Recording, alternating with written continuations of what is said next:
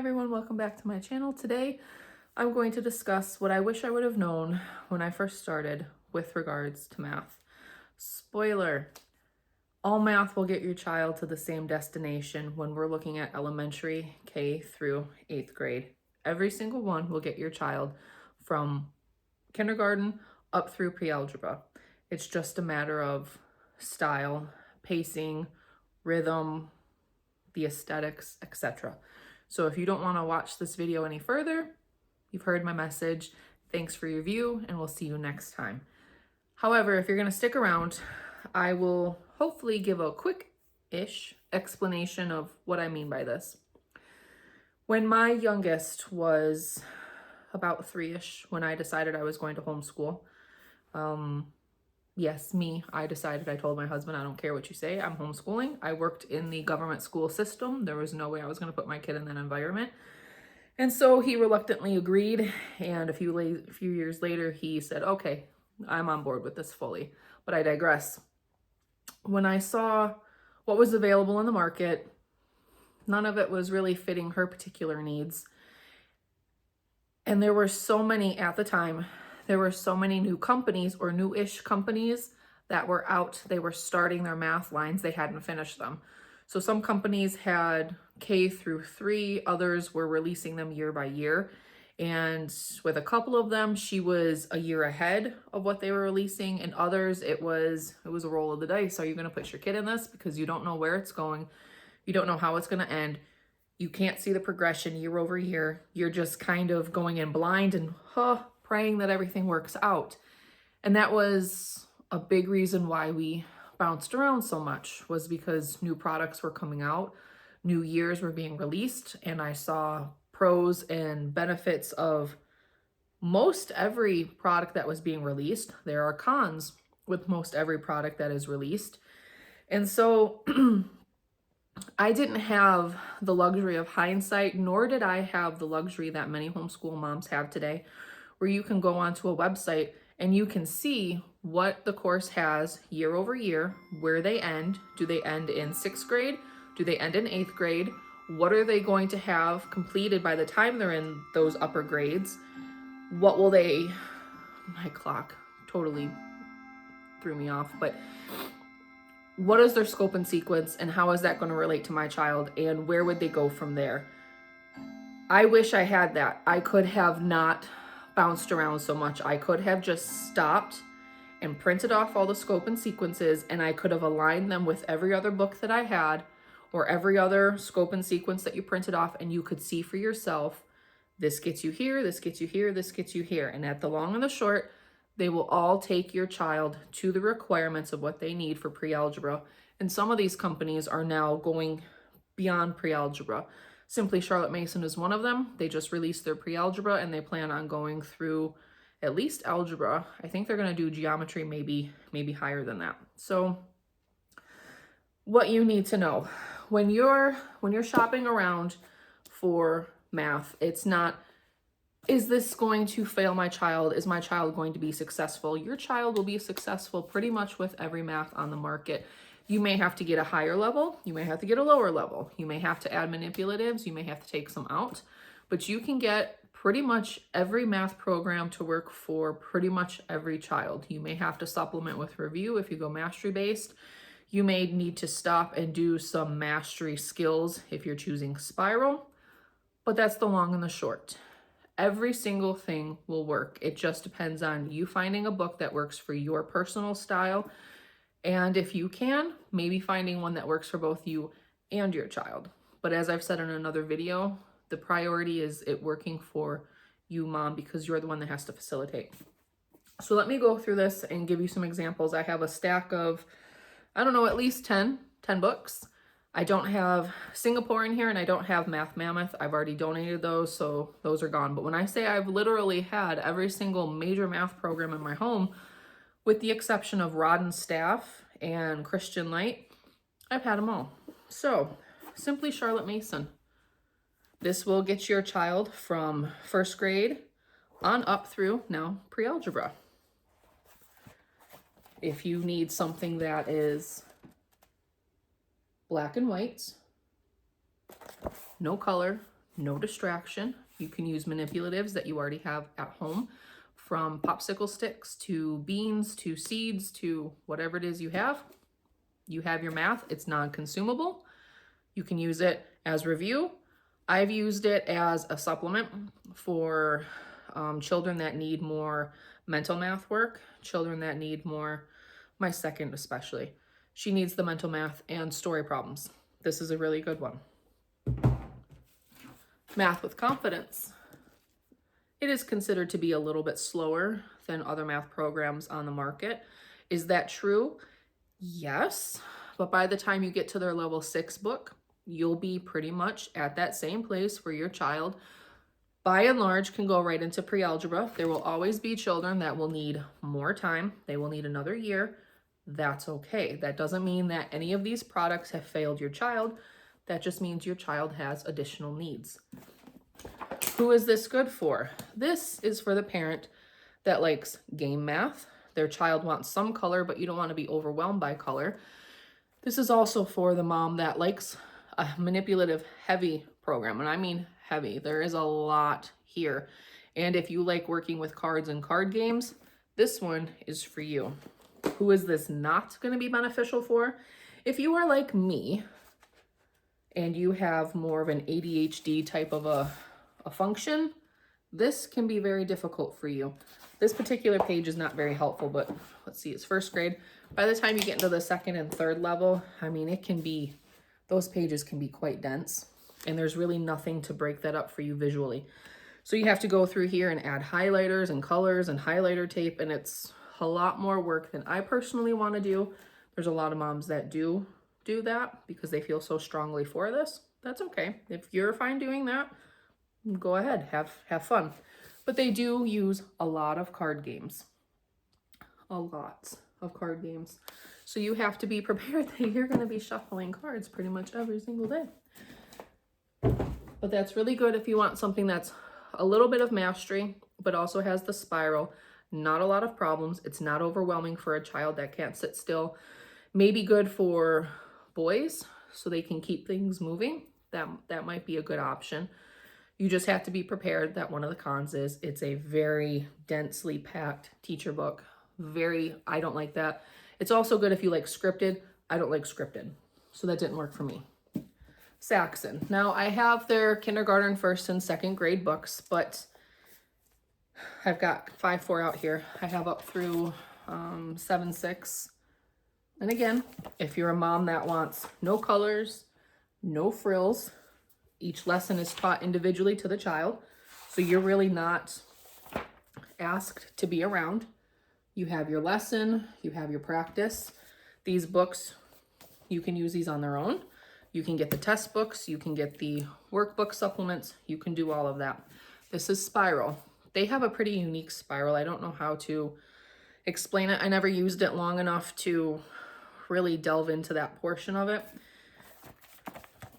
But your kid's going to be doing a lot of problems, and I mean a lot of problems. So be prepared that your math is going to take 1 to 2 hours with this.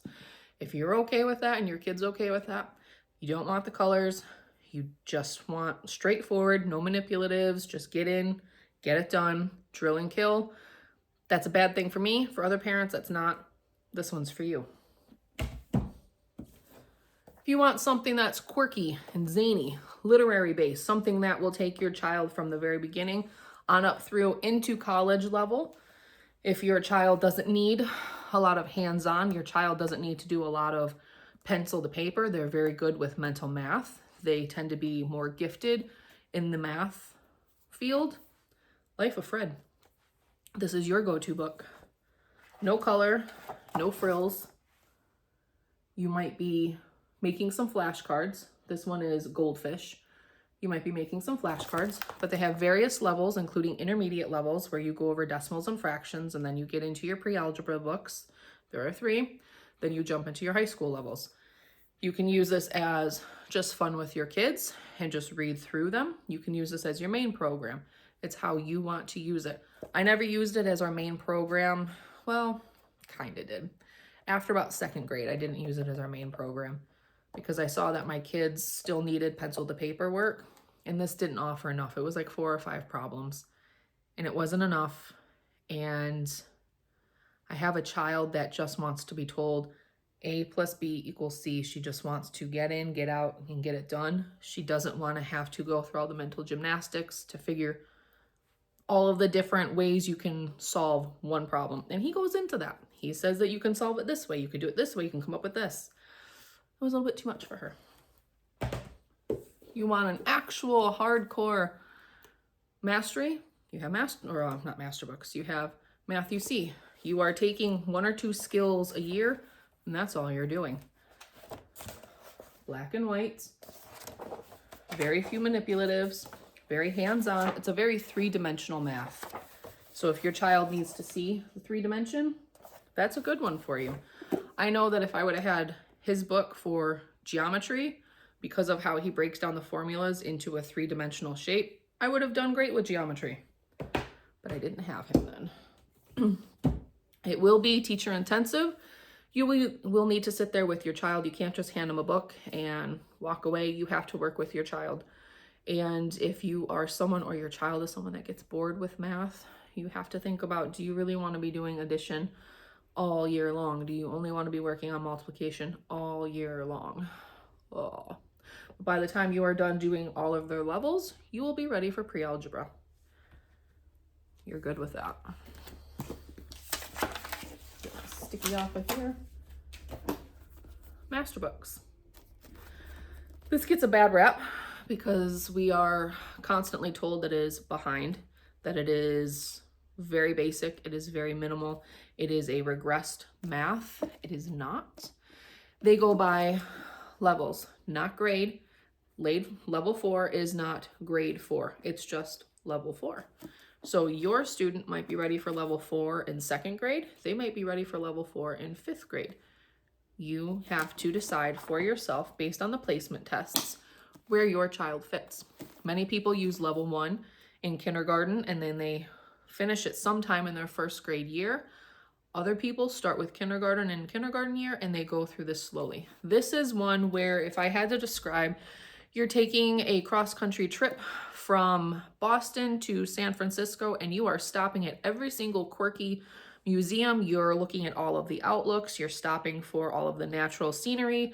You're taking pictures along the way. You're having picnics on the side of the road. You are taking your time getting from point A to point B. You're not in a hurry. You're not in a rush, especially for the first K through level 2 into level 3. You are taking a very gentle, methodical, slow pace.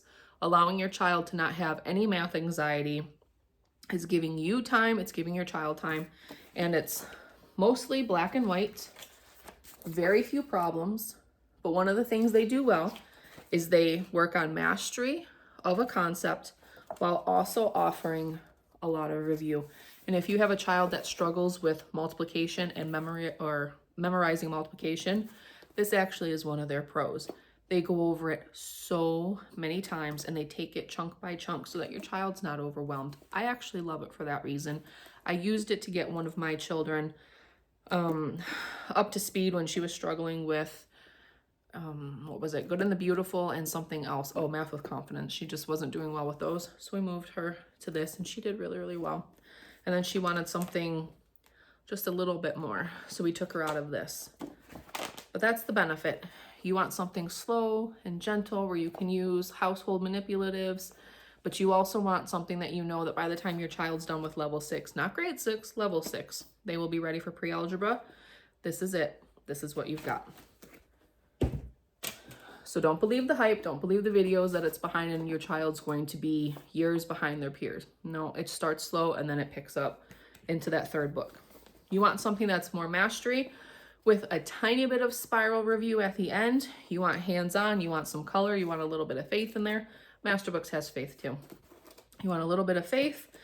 You want to use game cards, M&Ms, etc. sometimes, and you also like the occasional project. Apologia is for you. It's also one that gets a rap of being behind or slow. By the time you get to level 5 and 6, you're right there where you need to be. When you're done with level 6, you will go into pre-algebra unless your personal child needs a tiny bit more time.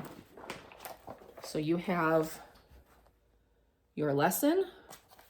You'll have your game or whatever the activity is. You'll have a practice page. This is level 3. So there's one extra page. 3 pages total. You're in, you're out. It's a little bit like Math with Confidence, but it's set up in a way visually for the ADHD child and mom, which I like. Lots of colored pencils, lots of hands-on activities. You know, you've got like battleship multiplication. You've got several fun things like that. You're making a lemonade stand, you're doing a pizza party, and it's not just a pizza party for the sake of having one. It has to do with fractions and building upon building those fractions. So it's really nice taking life concepts, and she's really good at taking what you live, what you're experiencing in your life, and applying it to math. They do that as well. All of the math you're going to have, especially in your level 6, your basic business math, starting a bank savings account, those sorts of things, that's all what your math is based on, so that your child has actual application to the real world, so they retain it more. You want something rigorous that's going to take your child from Boston to San Francisco in a nanosecond? That's for you. It's colorful, but they don't have, they don't mess around. You're going, and you're going hard. You're going fast. This is 2nd grade. This is 2nd grade. That's crazy. That's absolutely crazy. Their 3rd grade book is even crazier. Like the type of multiplication and division that they're doing in the 3rd grade book, holy cow. But you want something that you know your kid's gonna get everything that they need. It's colorful, there's some white space. You don't use too many manipulatives. I never use the teacher book, so I don't know how in-depth the teacher book is, but you can see even here, you're getting division. That's 2nd grade division. That's why it wasn't for me. Then you have this. Basically, you want pretty. The good and the beautiful is if you want pretty. It's spiral, and it spirals the same things throughout the book and throughout the years. So your kid will be seeing these concepts over and over and over and over and over again. I do not like level 3. I do not like level 5. Kids always struggle, and it wasn't just mine. I see that across the board on all social media platforms. Level 3 and level 5 are where a lot of people throw in the towel. But it's pretty. There's a little bit of hands-on. They don't use traditional manipulatives, so you're not getting a traditional manipulative program. There is some reading, some side-by-side with mom. There's a little bit of games. There's a little bit of coloring. So it's got a little bit of all the, tiny bit of the fun, a lot of the color. If you are visually stimulated, that's what you're going to choose. But again, kindergarten through 6th grade, you finish the 6th grade level, you can go into pre-algebra. You can do that. If you need an extra year to solidify those skills, they have level 7 before you go to pre-algebra. One more thing with the Simply Charlotte Mason. If you're looking for something that's more vintage-esque, like arrays, but brought into modern times, that's what this is. And so that's my PSA for math, what I wish I would have known, which is basically they all get you from point A to point B. It's just, do you want the scenic drive? Do you want the bullet train? How many stops do you want to make along the way? How much do you want to enjoy it? How much does your child want to enjoy it? Or do you just want to get in and get done and hit your checkbox? That's up to you to decide. I don't think that there is any one program that's better than the other. They all have pros, they all have cons. I have my personal favorites, but my personal favorites may not be for you. So let me know what you think down below. If you have questions, concerns, comments, I'm here for it. See you later.